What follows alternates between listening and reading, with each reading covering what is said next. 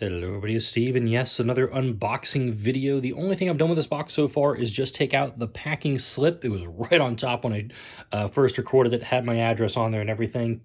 Had to delete that from the video.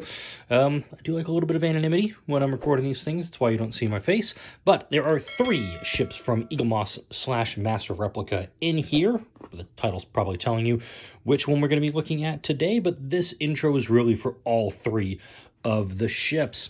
Now, giant shout out to UPS for delivering this relatively intact. The box is in really good shape, but they did leave it in the middle of my driveway at 10:35 p.m. on a Friday night as thunderstorms were moving in. I live in Central Texas, live in the Austin area.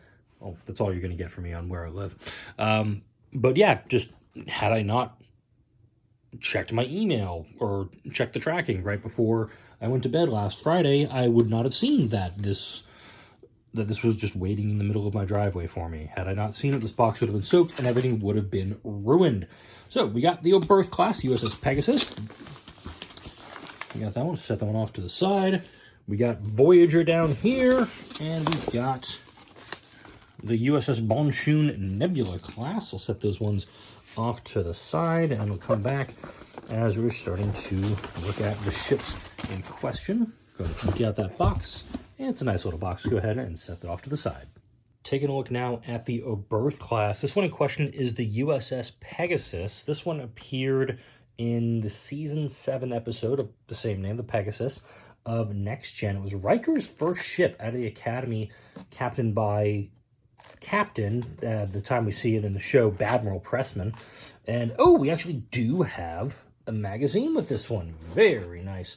I believe, okay, if memory serves, the Oberth class first showed up in The Search for Spock. It was the USS Grissom, NCC 638. At 2285 to 20... What? 2285 to 2273? I has questions. Is this a time ship? I think it's a time ship.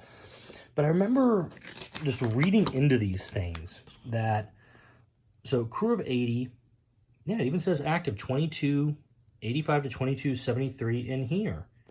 Interesting itself. So the Oberth class, Search for Spock, they showed up quite a bit, both, especially in Next Gen. They were looking at the Tsiolkovsky and the Naked Now, the Vico, I think, was one of them as well, but also the Pegasus. Focusing on this one itself. Riker's first command, Admiral Pressman commanding it, and this is when we actually saw the Pegasus for the first time, inside, embedded in an asteroid, because it was testing a phasing cloak device. And the design of it is interesting. I definitely think it's one of those like more unique designs, but I remember kind of just reading into the ships themselves, talking about how they didn't make sense on the height. Like the ship, when I'll pull it out here in a second. This is all a bunch of stuff about Search for Spock I'm flipping through right now. If you want to pause it and try to actually read any of this, you absolutely can. There's the Grissom about to get destroyed by Lord Krug's Bird of Prey. And yeah, that was Christopher Lloyd playing Lord Krug in that. Let's set that off to the side because I've been going for a couple of minutes and I haven't actually pulled this off to show you what the Pegasus looks like. And it's not one that's embedded in rock. Wow, that is really held up in there.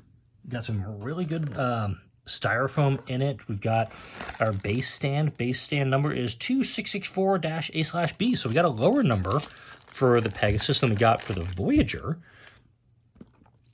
And let me go ahead and get this out of here very carefully. So you can see on the pylons on the side, how the hell do you get from the top to the bottom? Like, those pylons are really, really narrow. That was one of the things that I know a lot of folks, when discussing the ship, would talk about. It's like, how the hell does this work? If this whole thing's on the bottom, how do you get there? It's not like how the Cerritos is in lower decks, where you can actually tell that the pylons are large enough for them to go through. But I'm going to zoom in here on the registry. It looks a little smudged, not going to lie. I can't want to zoom in on it. It looks just a little bit smudged, but the nacelles look pretty good. Again, the Oberth class, I like the idea of it, having a little science vessel that can, go around and do things, but for some reason, they just don't, just holding the ship, it doesn't look and feel super practical. But I'm definitely going to get this one set up in the Fleet Museum. Let's head over there now.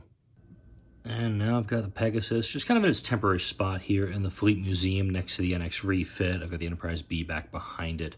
The Miranda, I've got Voyager off here to the left, and the Bonchine will take its place next week in the museum. But as I'm looking at this one, as I'm looking at the Pegasus compared to like the Enterprise B and the Stargazer or the Miranda, I do like the idea of making the ships, a bigger size, like 8.5 to 10.5 inches, depending on the length of the nacelles. But considering how small the Oberth was in canon, I almost think that it would make more sense. This is just in my head, that the XL's one scaled a little bit compared to the ones next to them. Because, I mean, this NX refit I've got over here, it's tiny compared to the Oberth. And the Oberth is almost the same size as the Miranda or the Enterprise B or the Excelsior, which I've got in the back row. This is just one of the most impractical ships, I think, that Trek had ever produced. Again, now you can see like the pylons are super, super skinny. It's like, how the hell do you get a turbo lift in there? And this thing supposedly, according to that book that, again, misprinted, has 17 decks. Where? Unless they're counting the void space as decks on the ship. I mean, it's just an odd ship. It really is. But it's in the Fleet Museum, so I'm going to take it as is. Plus, also, the Pegasus kind of was a pivotal episode for Riker, and that episode of Enterprise nobody should ever talk about. But it did kind of bring back Riker's history a little bit, talked about cloaking technology in the Federation and why that they never had it. Also mentioned Algernon, just throwing out there. If you do want to go catch the episode again, Season 7 is the Pegasus. But for now, like, comment, share, and subscribe if you enjoyed this video and all the videos that come out on this channel. Thank you all for watching, and I'll see you all in the next video.